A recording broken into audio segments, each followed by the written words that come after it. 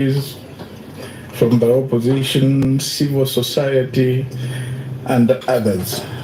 That document or that agreement was implemented. Its implementation took a couple of years. We went from just an agreement or just that document to a transition government, which was put in place for 3 years. After that government was in place, elections were held. Prior to elections, a constitution was adopted. And after that constitution was adopted, elections were organized, the very first free and fair elections after 1960. And successive elections were organized. So the implementation of that agreement was close to 100%, meaning we shifted from a transitional government to an elected government, elected institutions, until we left office. But also, maybe you can give us your assessment of why the situation in the Eastern DRC remains so fragile. Just yesterday, the M20.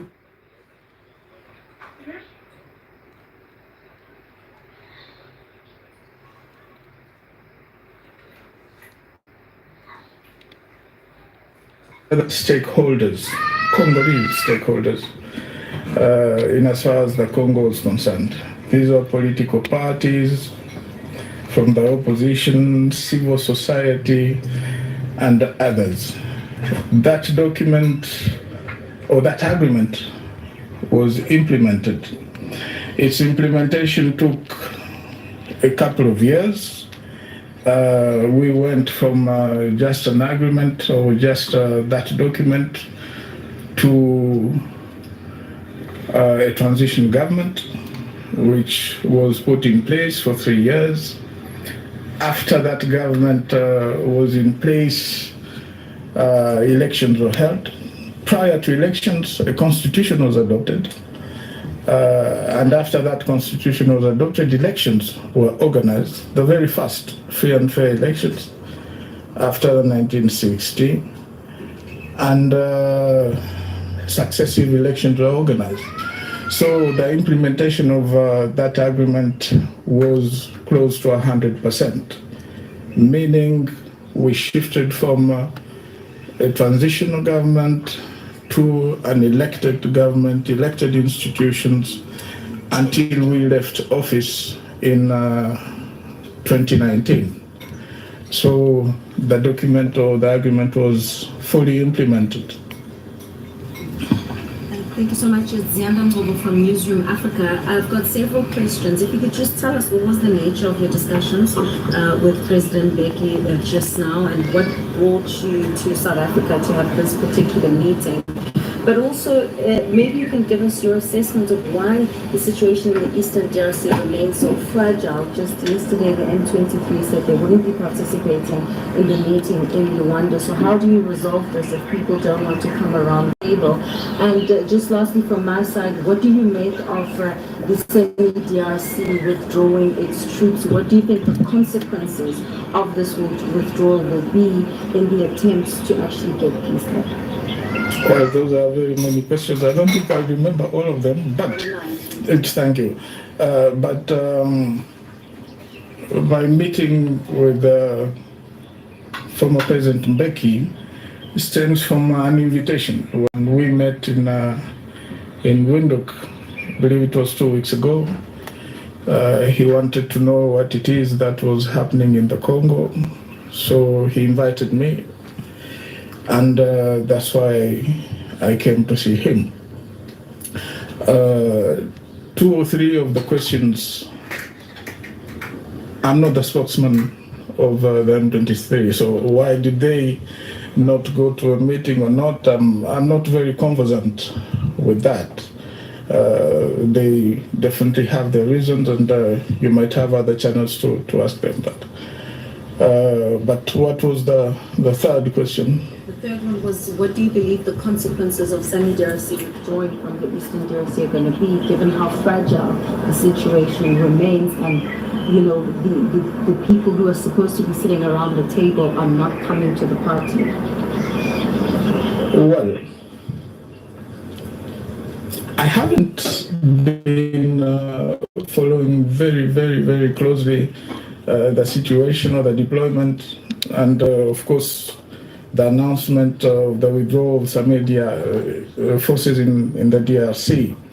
But our take has always been, and this is what I said a couple of weeks ago, that considering the situation, the solution that we adopted way back in 2002, 2003, because back then we also had close to the same kind of situation, where you have a multitude of armed forces, various armed groups. Today what is new is that you now have mercenaries who've been employed by the government forces. Our attitude back then was to ask each and everyone to leave. Each and every force was to leave, and that's exactly what happened. And that's what I believe directly or indirectly facilitated the peace process that started immediately after. But is it the same solution that we can apply to the current situation? I believe part of it, yes, can apply the same solution. But considering that the problem is much more deeper than what everybody thinks it is, you have to go into the internal dynamics of what's happening in the Congo, and definitely leave out this blame game of thinking that everything else that's happening is as a result of someone else. At one given point in time, we have to ask ourselves, is it not us, the problem, or our problem, and how do we solve it as Congolese? So what are the consequences of some DRC pulling out? Well, I don't see any major disturbances in as far as the withdrawal is concerned, because these are forces, as far as I know, that were deployed in a given area, which is areas around Goma. Any implications further than that, well, probably time will tell. Mr. Former President, thank you for making time for us. My name is Moluko from ENCA. I just want to understand, considering the fact that early this month you called a meeting with the opposition leaders in the DRC and civil society. How do you, or maybe what were the solutions proposed by that particular meeting in terms of resolving the crisis there? But also, do you by any chance personally have intentions of returning as president of the DRC given the crisis? The meeting that was called had its roots in one analysis that we made. We analyzed the situation and came to the conclusion that everybody else is talking about the Congo except the Congolese. You go to Nairobi, everyone is talking about the Congo. You come to South Africa, where I can see the interest. Everyone wants to know what's happening in the Congo. But the Congolese themselves seem to be ignored. So the objective was, let's get together, civil society, opposition, and anybody else who's interested in our country, church leaders also, so that we can iron out and especially try to analyze the situation. What is the role of each and every player in what's going on in the Congo? What's the role of the government and civil society and, of course, the opposition? Well, The second question meaning, am I ready? No, listen. We are ready to work, honestly work for peace, actively work for peace, and that was our attitude 22 years ago when we came to Sun City and signed the agreement. Our attitude today, being much more informed, is definitely to stand up again and be on the move, work for peace in any capacity that we can. Mr. President, the role of the region and neighboring countries and the international community, what could be the role of other stakeholders outside the DRC in assisting the DRC again to have a peace process, as we see that Luanda talks are very shaky. It looks like it's a start and go. What must happen? What can lead to the lasting solution for the DRC? In 2018, I participated in one of the last meetings, I believe, of the SADC, my last meeting as sitting head of state. And I told the leaders back then that I was happy, I was leaving, but that the Congo was no longer the old man of the region. Old man meaning the weakling of the region, SADC region and the region of the Great Lakes. That was my belief in a strong Congo, a Congo that was on track. But yes, 6 years later, we're almost close to square one. The point of departure. Now, what can all these other countries do? I believe it should not be a cyclic thing where 5 years down the road you have peace, 10, 15 years later you have war. Now the Congolese people don't want that. I believe we have to go back to the basics. For close to 16, 17 years, the Congo was stable. Not 100% stable, but stable enough for it to move forward in as far as economic development and other areas were concerned. So what do? I believe we have to go back to the basics. The basics meaning that we have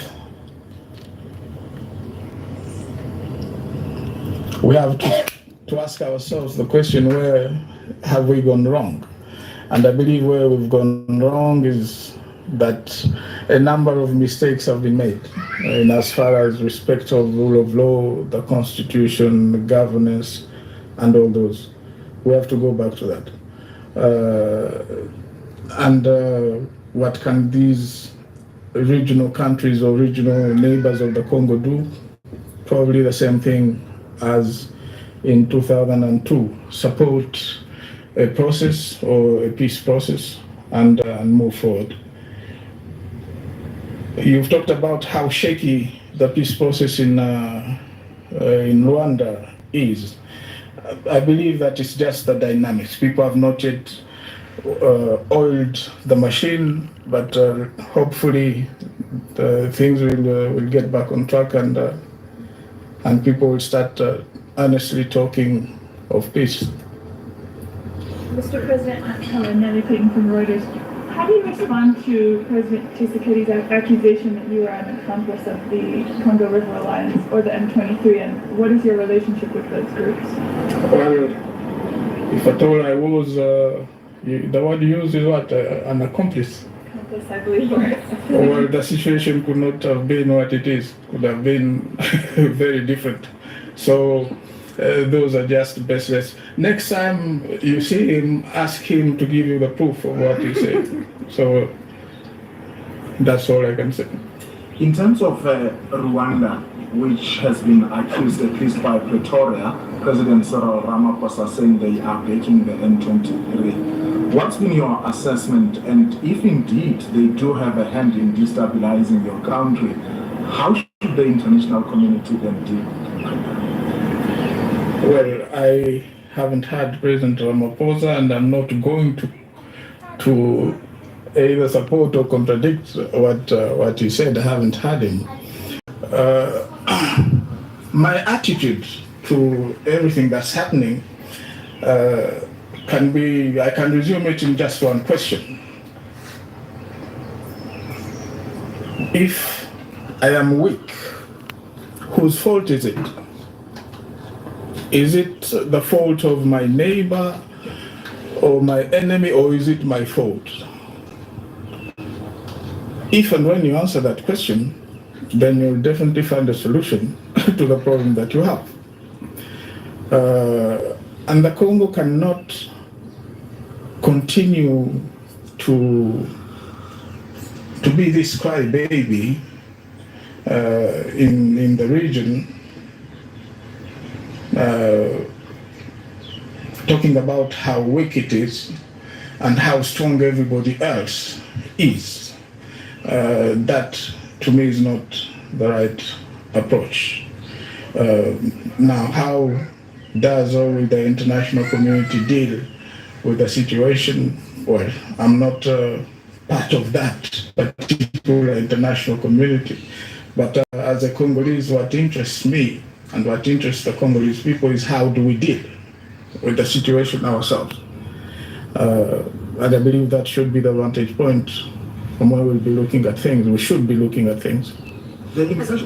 As a part of the solutions that you believe need to be implemented in the DRC, does this include a nation building process, and what would that look like, and who would form part of it? We earlier talked about the Sun City Agreement. The Sun City Agreement laid the foundation for what you might call a nation building process.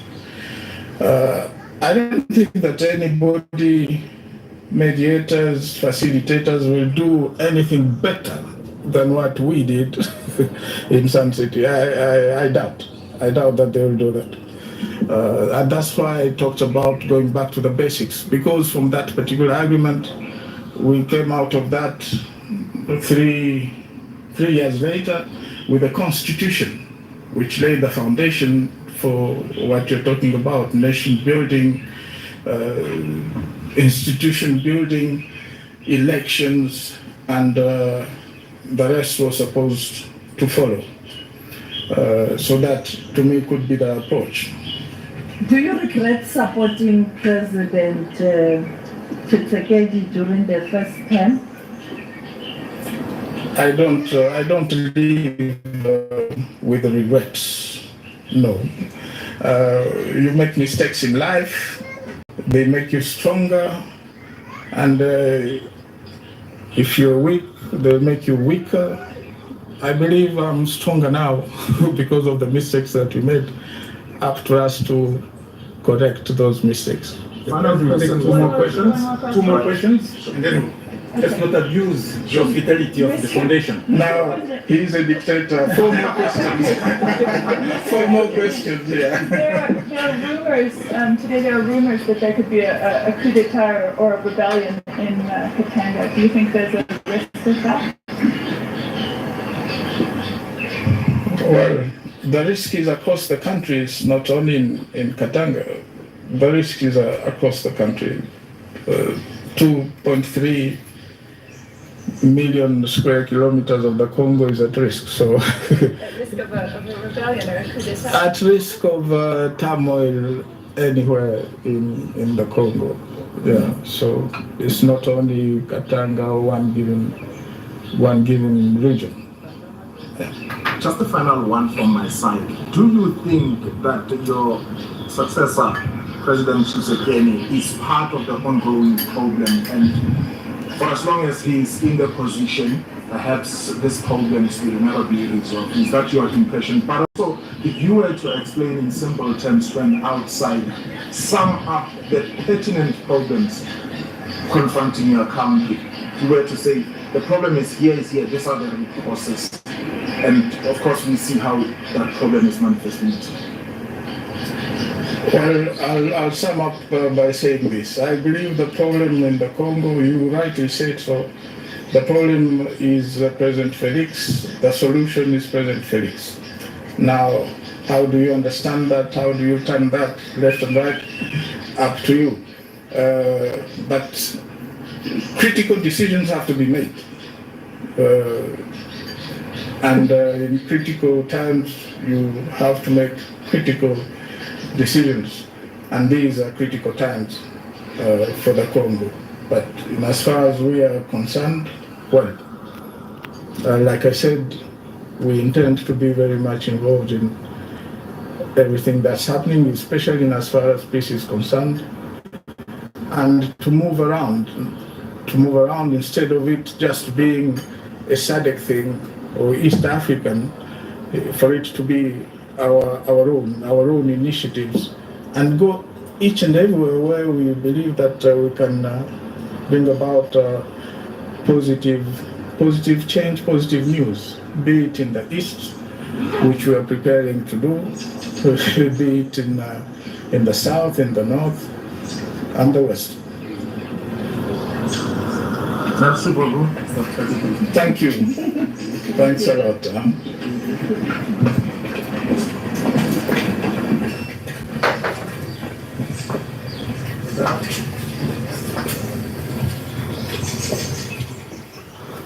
The visuals there of the former president of the DRC